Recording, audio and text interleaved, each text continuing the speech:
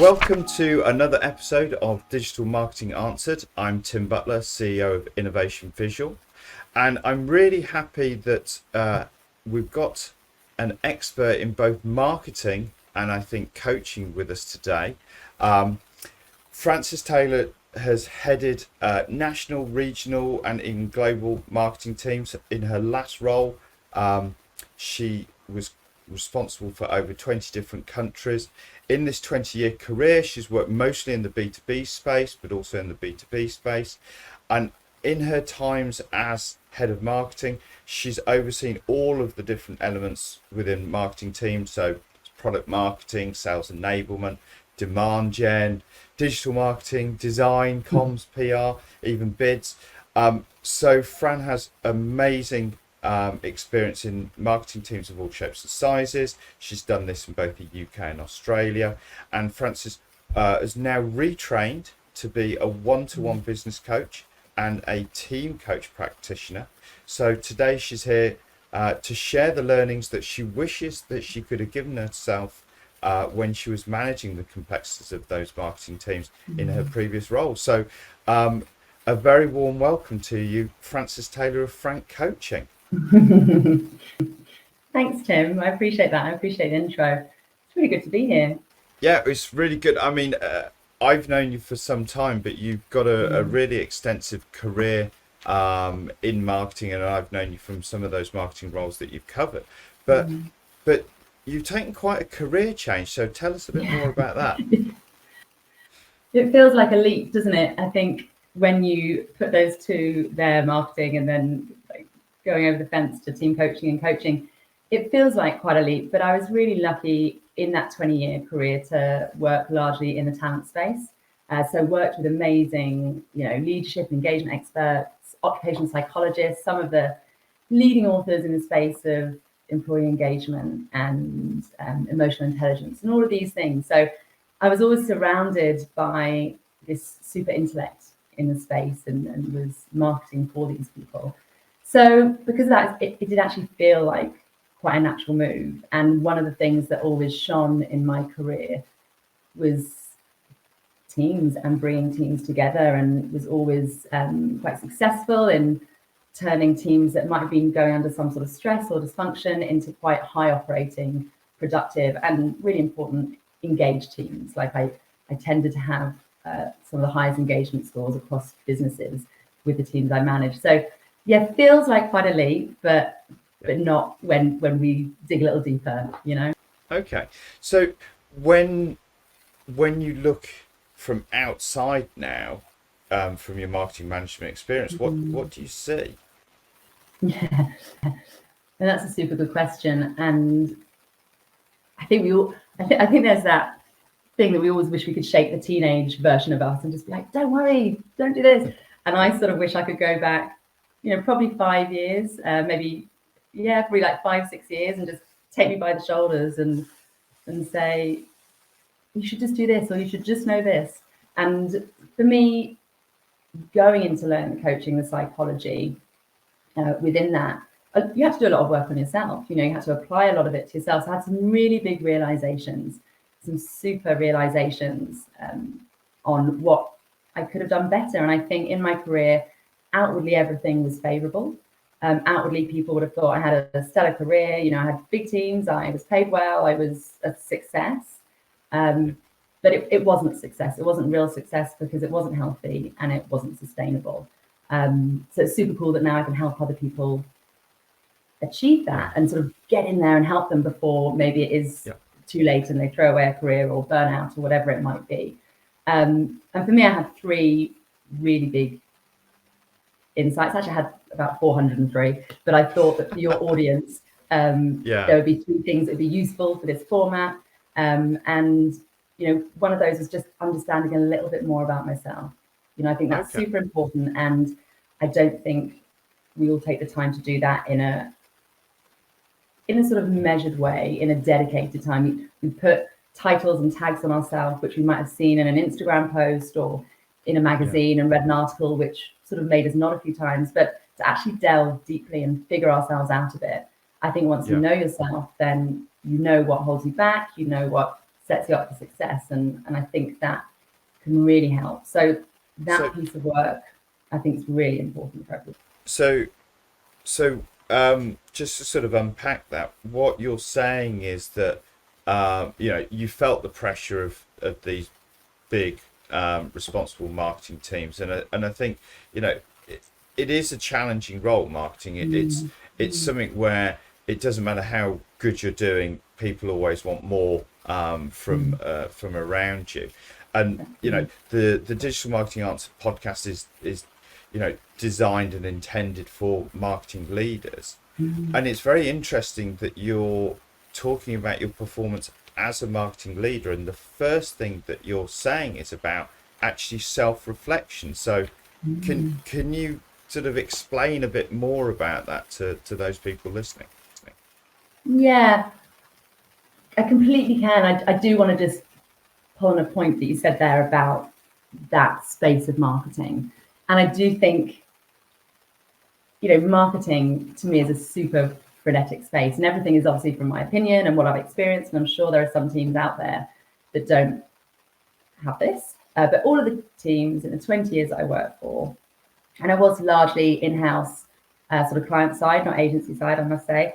But yeah, super frenetic, so much multitasking. You're dealing with so many people, so many sub-teams, countries, all of this kind of stuff. And I think now with digital marketing, it's so metrics driven. So whereas, you used to come into work and get your job done, now you can get your job done, but if the metrics aren't there, that's not a good day. You're really focused on, it used to be ROMI, now it's all the MQLs, like it's just so metric driven.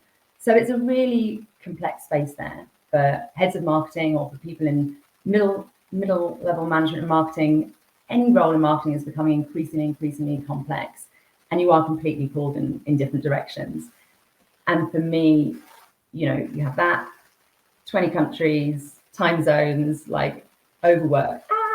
So the big sort of first realization, if you like, that I had, and it was based on self-awareness, was sort of realizing that what I'd been attracted to in marketing was actually the thing that became my undoing. So, we just talked about that marketing space, and it attracts the busy. It attracts the people who like diversity. It attracts the people who are results driven, and most likely the people who like to be seen to get results, Right. Potentially the show ponies a little bit, people who get quite a lot of external gratification from others. And, that set me up for an awful lot of success, up into a point. But the problem for me is when something came in to change that vision, it all unraveled. So one of the first lightning bolts for me was understanding myself better. So there's this chap called Eric Burns. So he came after sort of Freud and Jung, the sort of psychoanalytical chaps, and had this really psychoeducational approach, which sort of paved the way for occupational psychology and for coaching. And that was, it's important that you understand yourself, and let's give you tools for you to understand yourself. So coaches can work with you to understand your key drivers, which is the big sort of first realization I had. So, I used to work for a psychometrics company. So we've probably all done those personality tests and work out who we are in a corporate room. Yeah. Drivers goes a little bit more deeply. It's innately who you are, and it was likely formed when you're a child in those early years as your rules of operating. Probably came into play because of what was going on around you and how you had to survive. And that sounds dramatic. And it doesn't mean there's any trauma. It doesn't mean anything like that. It's just the way you were navigating the world. And, Burns did an awful lot of work. He wrote that quite famous book, The Games People Play. He did a lot of work on behaviors and something called transaction analysis. But the key things, the drivers, and these are things that are innate within you, that formed as a child and just become your very standard operating system, if you like, were taken to 5. So hurry up, try harder, be strong, please others, and be perfect. And a coach can, we had to practice all our tools, and a coach will go through and figure out through an assessment which you are And I think it's that point I made earlier about, when you read magazines and nod, I go, yeah, I'm a perfectionist, and yeah, I'm really strong, and I can identify with all of these. But one for me was just like whang bang, overwhelming, and that was, please hurry up. And your listeners might get that I speak quickly, I jitter. Like, for me, speed is everything, and that can translate really well into your career. With all these drivers, there's good bits and bad bits at any one time, in any one moment. But in my job, with all of that complexity going around, with all of those stakeholders, with all of those different teams, with all of those metrics, with all those time zones, I could never do enough quick enough. And because of that, nothing ever got done. And because of that, success became unsustainable, and that was me. I think a lot of people could blame the environment around them, and of course the environment plays a part. But if I'd have known myself better and done that work, I could have put boundaries in place for myself. I could have said, okay, well, what is enough for today? What is the right speed? Because my speed and my pace and what I wanted to achieve was a lot and not sustainable, and probably not having I was going to say, that's having an impact on you and those around you, both inside of work, because if you're running at 100 miles an hour and your team are there and they're out of breath, if you like, metaphorically trying to keep up, it's causing them some issues. But also those people outside of work, friends and family, if you're going that frantic pace. So how do you use that realization then, do you think, as a marketing leader, that self-reflection? I think it's reframing things. So for me, what I would have done and what I would do with clients is recognition and self-awareness is the first thing. Even today, I notice it. So I was rushing to get my kids to school, and I made them stressed, and I didn't need to do that. Like, we could have had a lovely time, the sun's shining, it could have been good. So it was a negative thing for me there. But then yesterday night, when I needed to get to the supermarket and do it in like 20 minutes to avoid the traffic, absolute superpower, So I think it's understanding when to dial up and dial these things down within your role. And if you have a propensity to be perfect or to be quick, to put sensible boundaries in place for yourself and understand what your sort of trigger moments are, and be quite deliberate in sort of designing your time, designing what it is you're going to achieve. So setting yourself realistic goals, because quite often with these drivers, whatever it is, if it's perfection, if it's pleasing other people, it will never be enough. It doesn't satiate. So you've got to understand what satiation, if you like, looks like to you, and what will give you that balance, because these are your key drivers, and this can unravel you if you're not aware of it. So I can't give advice as such for marketing managers, because they'll have different drivers. They'll have a different environment, but understanding finding that. Go. So I was just going to say that what you're saying is it's actually understanding what the driver is the key first step, and then when you've truly acknowledged it, because I like the way that you talk about, like, oh yeah, we read this thing in the magazine, we go, oh yeah, we're a bit like that, and then we do sod all about it, or we don't really take on board that we are like that. Oh, I'm just like that, and then we just carry on with our day to day. And what you're saying is actually take a breath and go, yeah, that is me, and then that has impacts. And what you're saying is then, with that knowledge, build on that knowledge in a way that then sets the set yourself boundaries, if you like, so that you don't keep barreling on if it's the hurry up, or you don't keep changing that one pixel if you're the be perfect type. Is that right?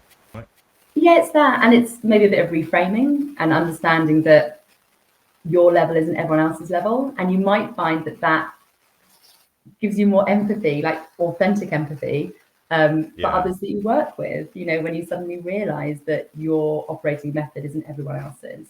So there's a bit of boundary setting, a bit of sort of reframing, if you like, but also embracing it. Like it can be a superpower to that example I set. Like, I'm going to do this and do this hard, but then I'm going to pull back. So I think that ability to dial it up and dial it down, like, it is part of you. So you don't want to numb it.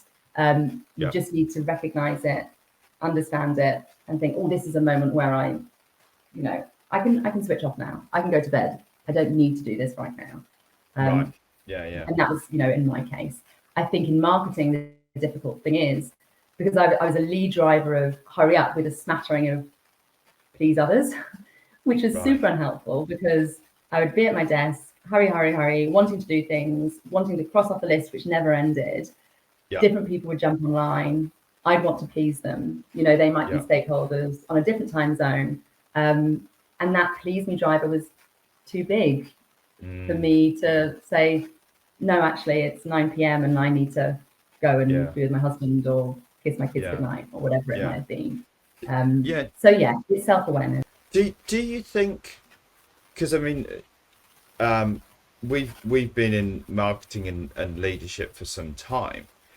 Do you think it's worse now, the lack of, should we say, policing ourselves because of the way that our culture and the messages we see in things like social media, or things like, even like TV programs like The Apprentice, and it's been around for a long time, but these traits that you're talking about, and the traits that Eric Byrne talks about, those high performers are having one or more of these because they're pushing on. They're not, none of those 5 things are be idle, do less, and skive off.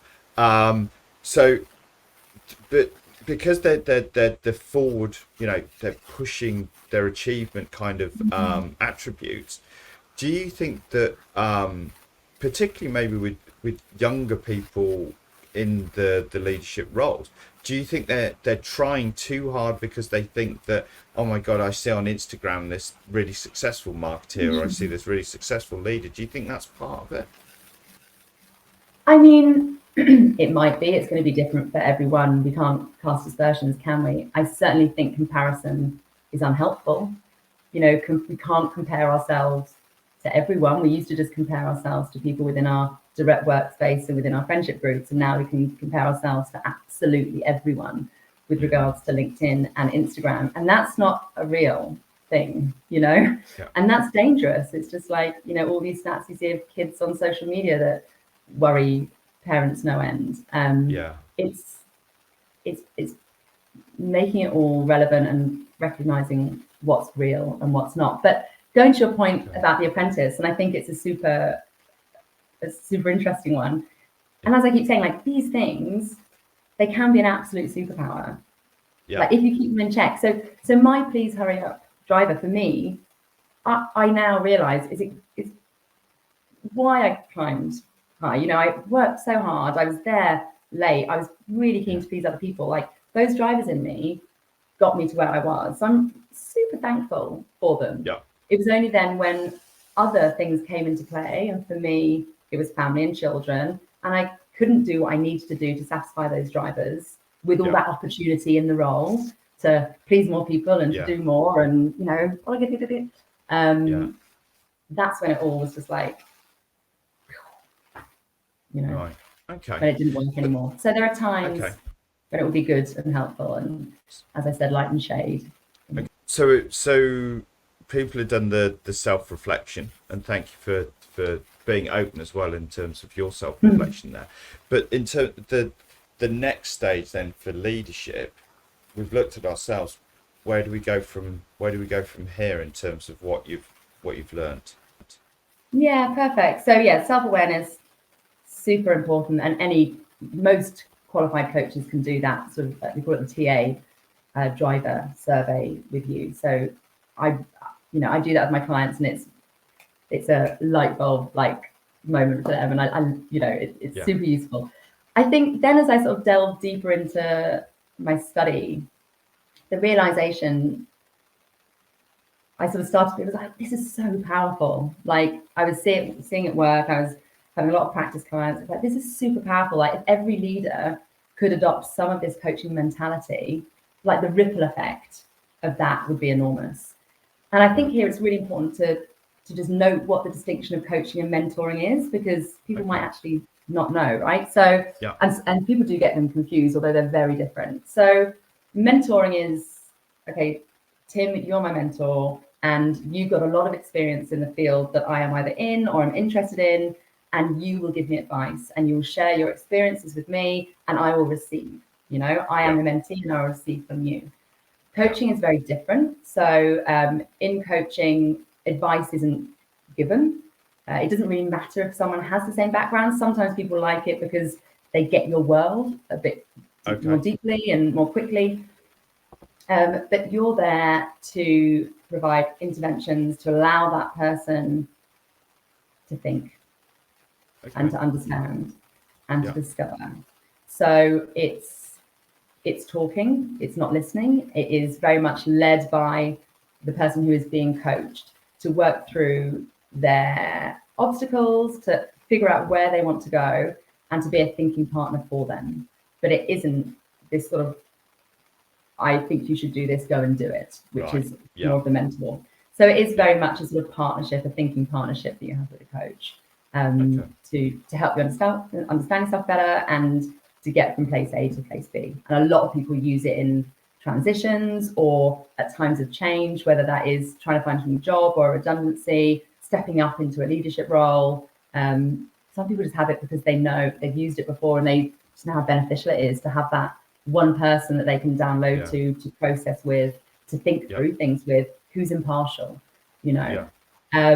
So I started thinking, oh my God, wouldn't it be amazing if leaders had some of this within them, you know, and didn't just tell and didn't just think about efficiency. And of course, again, I was putting myself into the picture with this one and thought, how much of a better leader could I have been if I'd have adopted some of these coaching principles? So, you know, not every leader can go and spend a couple of years studying and reading and practicing their work. But I was like, there must be something out there for leaders that's more accessible to at least start that ripple effect to change, right?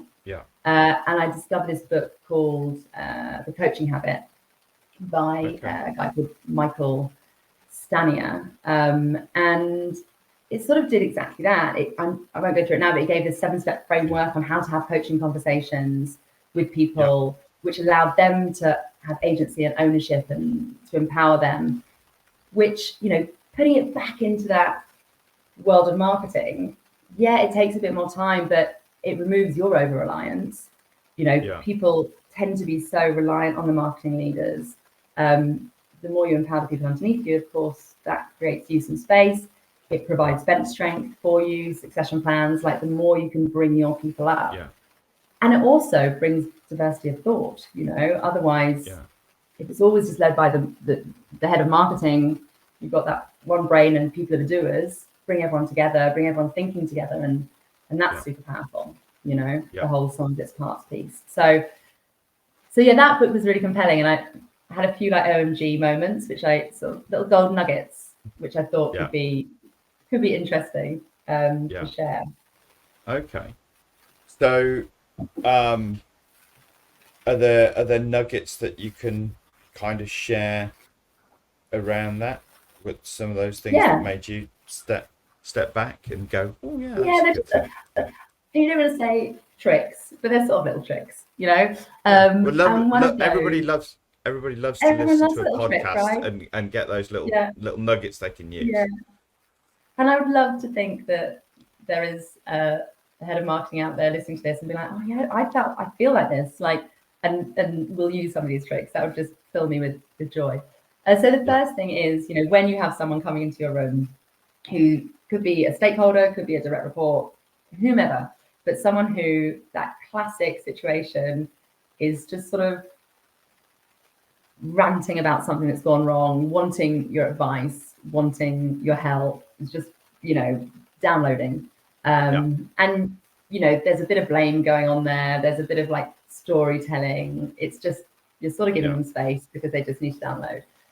A really powerful thing when you're asking a question is just adding for you at the end of it, because it cuts out all that noise. It brings them back to the question and it moves them from blaming to responsibility and agency. So, for example, Tim, you came in, you're like, oh, hurrah, this is happening. And I'd say, Tim, like, what's the problem here for you? Or, Tim, what's the real challenge here for you? And it means that you can't go and talk about Derek in lead flow. You can't go and talk to the UX about the UX guys. It brings it really back to you, to things that you can solve right there and then, through accountability. And I just loved that. And I see it work. And it's one of those, like, it's a gold nugget. How do you think? So I'll share that with you. Can you imagine using that? Yeah, I can, I think that's quite interesting, because when I get, I have to say, all credit to my team, they don't tend to come to me ranting.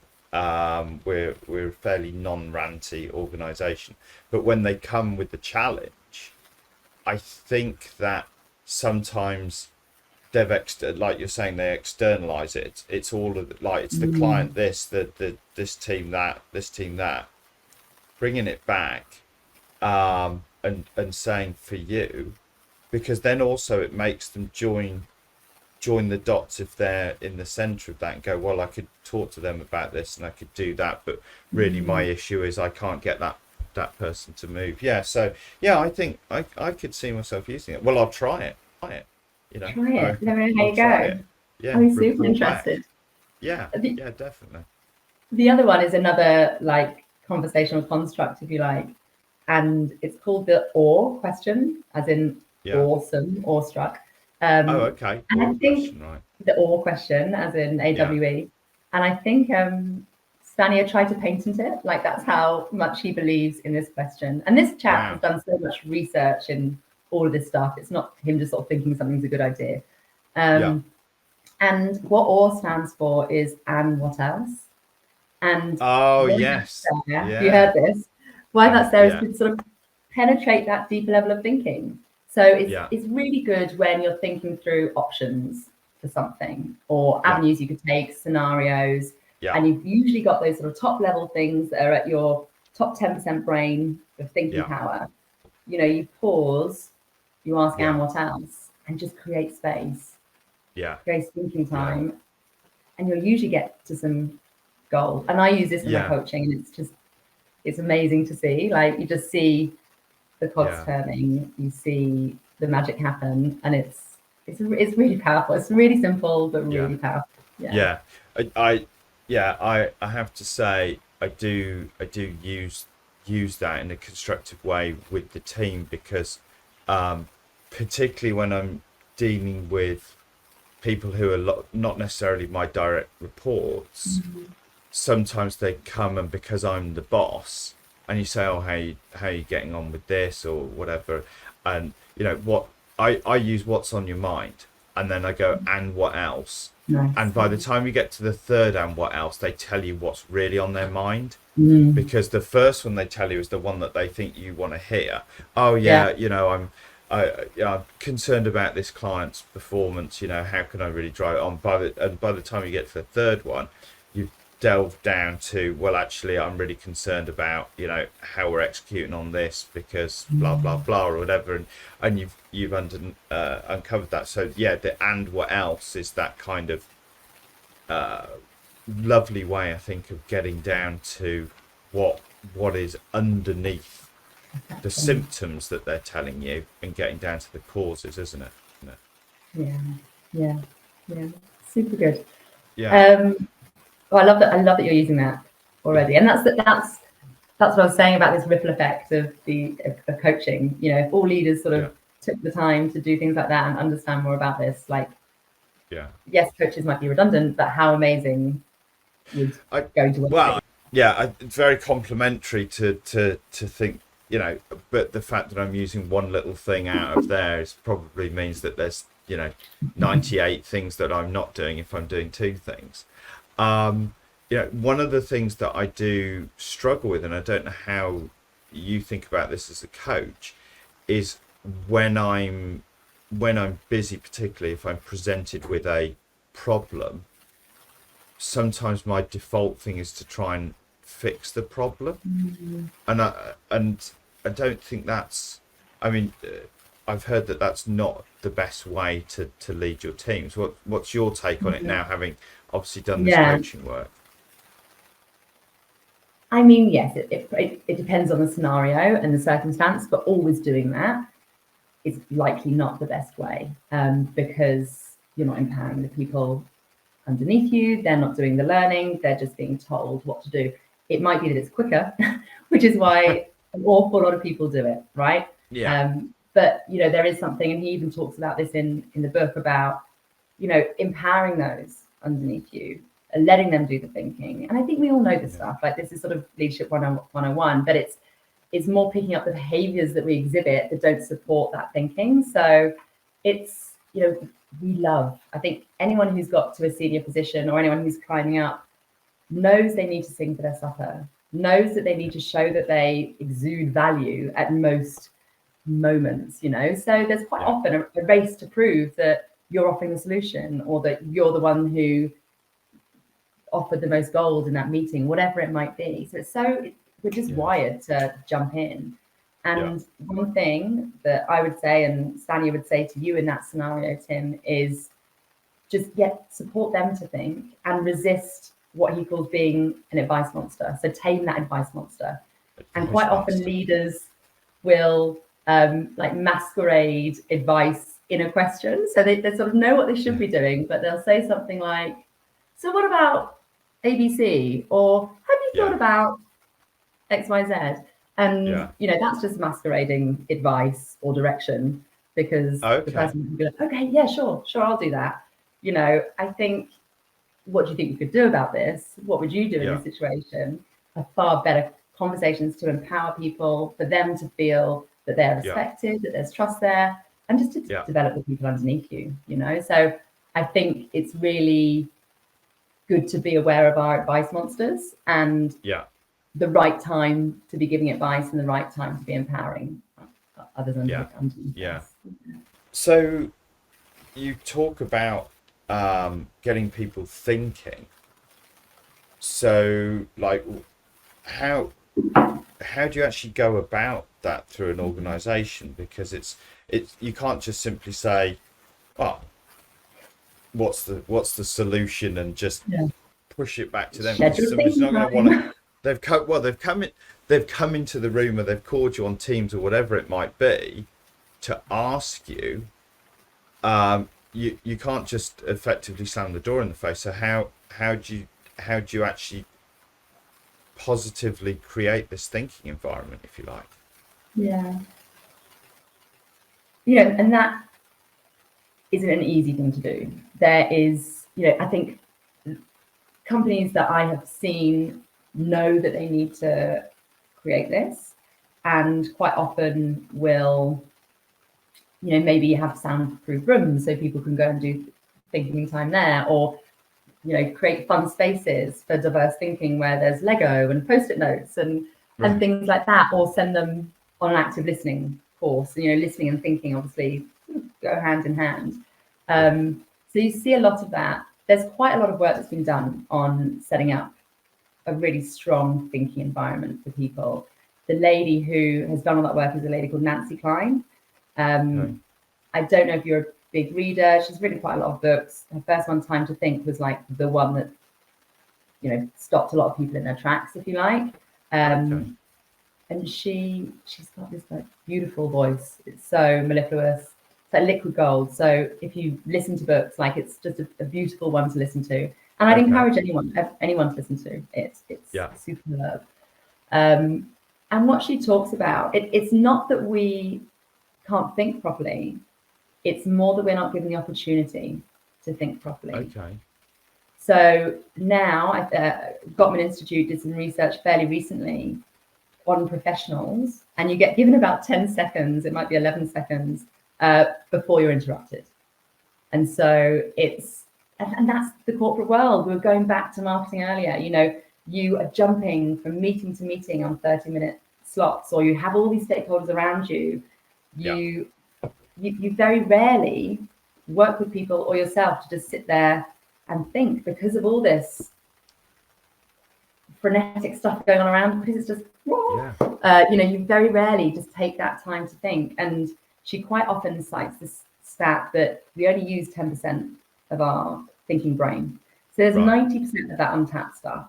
So, questions like that and what else might get you to like 11, 12%. You want to get deeper and deeper, because we're smart. Like, we're all innately smart, and we know our worlds. Like, we know what to do. We're just not always thinking things through properly. So she does an awful lot of work on something called a thinking environment. And there's a way to design that. And people, I think there's even like a university for her now where you can go and get qualified in how to set these up. But we can sort of learn a few tricks. And a big one is the power of not interrupting. As I said, in corporates, we tend to be foghorns in those meeting dynamics. Everyone is talking, everyone's trying to get to the solution or show their value or think about the smartest question to ask so they look great, and there's this whole thing. And I think when I look back on that, how many times did I, with my team, really listen, and I'm not sure I did. I had a great relationship with members in my team, and I actually spoke to one of my friends who is now like a head of marketing herself with sort of a lot of these realizations. She was like, "You were a great listener, like you were fab." And that actually made me quite sad, because I thought, wow, how low is the bar that she thought I was great, whereas I know I wasn't great. I know with what I know about me that I wasn't. So I think leaders have got a real responsibility to let the people in their teams think, and to create the space for them to do that. And to not jump in, to let there be sort of some engagements. And this is where sort of team coaching comes in. You can go into teams and see how they're operating, see the dynamics, see what's working for them, what's maybe unraveling them, and they can design their sort of rules of engagement together with the support of a team coach to move them along. So I'm sorry, go on. So I was just going to interrupting, because you were saying shouldn't interrupt, and then I just go and interrupt. But I was just, you were saying about the team coaching. So is this where team coaching can really come into play to actually allow a team, because you can't just solo create this thinking environment. What you're saying is, but the team coaching can actually ensure that everybody's on the same page and working towards being able to create this environment. Is that what it would be about? I mean, yeah, it could be. Team coaching can be about so many different things. If that team presented that ideas weren't coming from within the team and people weren't feeling empowered, which is impacting engagement, then that might be something to look at.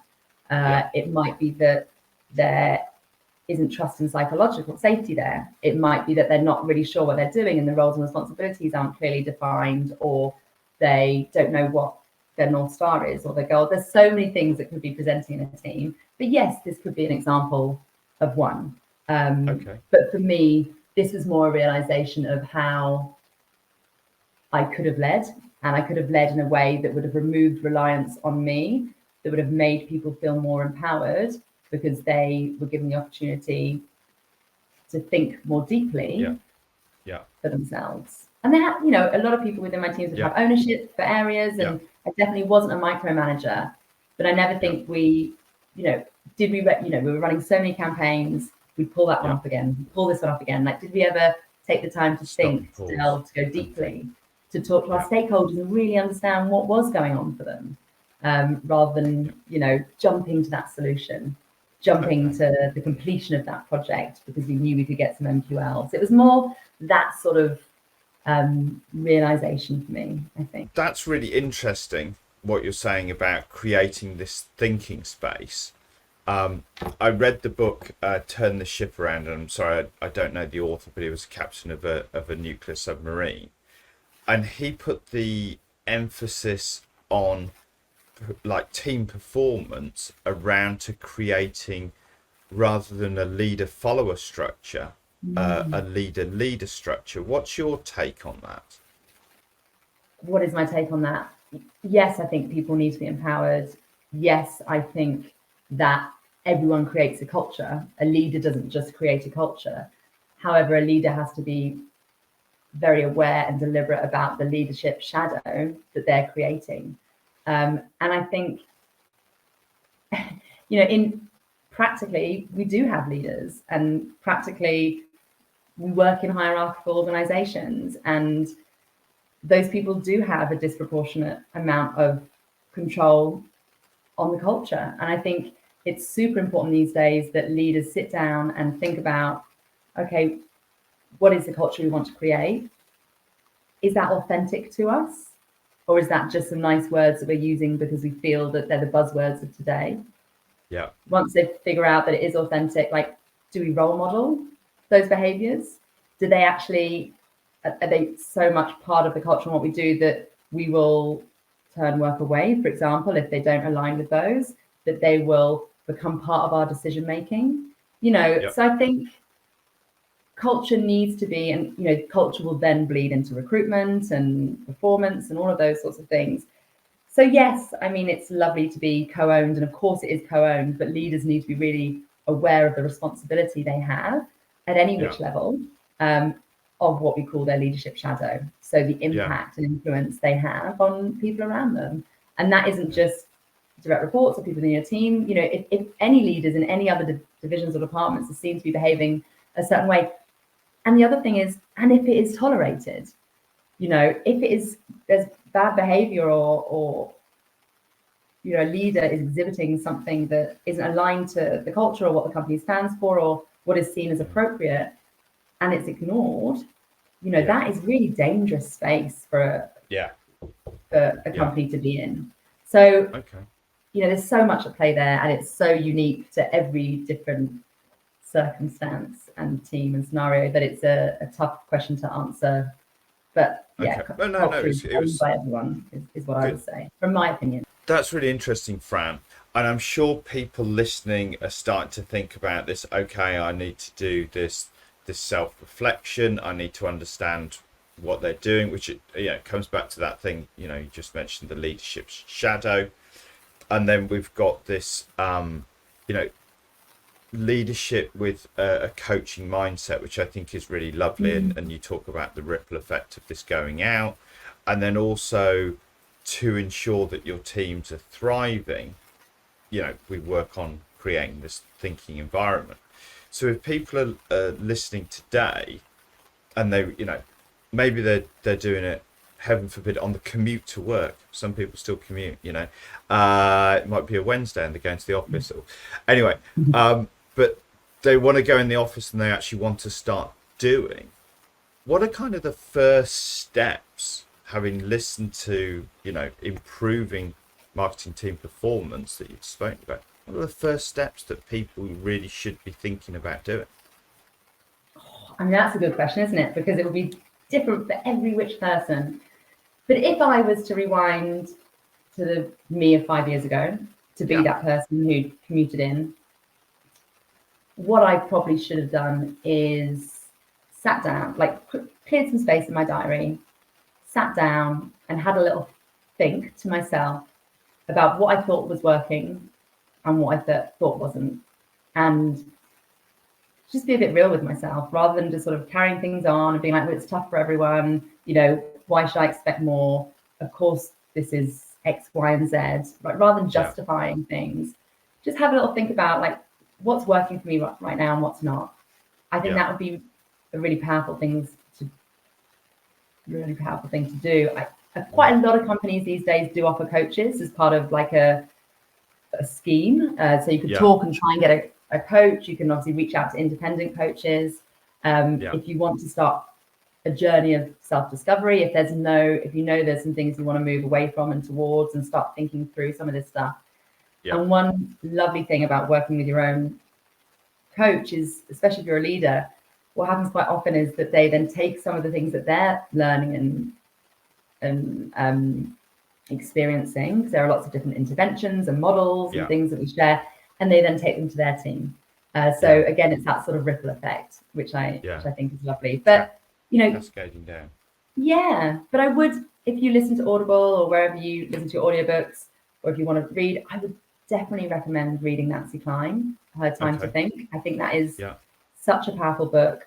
And The Coaching Mindset, or The Coaching Habit, I think it is, by we'll put it in the show notes. So by Stania. Yeah. Again, I mean, that would just, I think, start you on this journey of...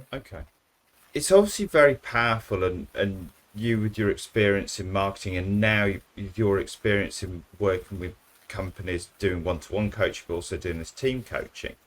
I suppose the question is, how easy is it to go from a position of, maybe not knowing, or, knowing that improvement is needed? How easy is it to make these changes to improve? Behavior change isn't, I want to do it and it's done. They often talk about this corkscrew model that, you'll go forward, then you slip back down a little bit, and then you'll go back up again, and then you'll come back down. And I think for all of these things, like, understand, self-awareness is key, like figuring out that it is something is the first step. And you sort of say you name it and you tame it. So that understanding, then potentially like reframing it or creating an action plan for yourself to move towards where it is you want to go. And that's going to be different for every person, and every person's world is very different. So there'll never be an action plan to follow. There's different complexities going on in everyone else's worlds. So it needs to be personalized. It needs to be structured. But behavioral change can happen. You need to be deliberate about it. You need to be aware of when these things are cropping up for you. And you need to be monitored. People quite like working with a coach because they feel it's they've got some accountability there. There are certain tools we'll use to encourage people to be aware of when those behaviors are coming up and when they're moving along. And some people really like the accountability that they have with a coach. No, but I think that's good in terms of for the team. So it's super interesting.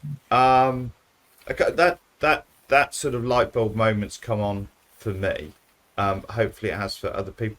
Do you think there's anything else we should cover, or do you think we should leave it at that? I mean, I just wish, 5 years ago, I hadn't have just carried on and I had have found myself a coach. And I truly believe that if I had found a coach and figured out myself a bit more, and figured out that I'd created this crazy around me because of my drivers, because of my approach to work, because of what I thought success looked like, and there of course was an environment to support that, but it wasn't the environment, it was me.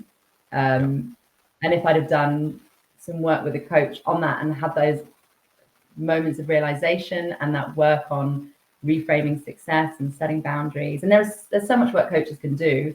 I keep talking about those because I'm telling you my story, because it's not fair for me to come on and divulge other clients' stories, but that there's different interventions and different things for different people. I think I'm really happy. I voluntarily left my role because I was like, I couldn't strike a balance and I wanted to spend time with my children. And for me, it was just one of those, like, I've got to throw this away. It's all or nothing. And at the moment, I'm giving nothing to my kids and all to my work. I was mildly obsessed with my work for those reasons I shared, which isn't healthy. It's that real success needs to be healthy and sustainable. And I hadn't got that equation right. Balance. And I think if my organization, or if I had thought, maybe I should talk to someone about this rather than just like carry on and flog myself until I break or realize this isn't good enough. Maybe I'd still be in marketing. I'm really thankful I'm not. I'm really thankful that I'm doing the coaching and it feels like the right thing. But there might be people who want to stay doing the work they're doing, but doing it in a more sustainable, effective, happy way. And I think coaching can really help with that. One-on-one coaching. Okay, well, that'd be good. Well, how would people get hold of you if they wanted to have a chat with you and learn more from you? Okay, so the best way would either be LinkedIn. So I'm Frances Taylor on LinkedIn. I set up a company with a wonderful chap called Matt Hinton at the start of this year called Frank Coaching. And we do the one-on-one coaching that we've talked about a lot, but we also do that team coaching. So we go into organizations and figure out what's at play there within these teams. And there might be dysfunction, there might not be, but it might be working on trust. It might be aligning them so they co-create. We're there in the room, so it's as though we're coaching the team as an entity. So we do that work too, and you can read all about that on Frank Coaching, which is frankcoaching.co.uk. Okay. Well, we'll make sure that we put a link to your LinkedIn bio and also to the website in the show notes on the various different platforms. But it's been super informative. Really enjoyed it. So thank you, Frances, for coming on. No worries. Thanks for having me. I enjoyed that. That was cool. That's great. And so thank you also for all of those people who are listening or watching, depending on your platform of choice. Don't forget to subscribe, get those notifications, all of that good stuff.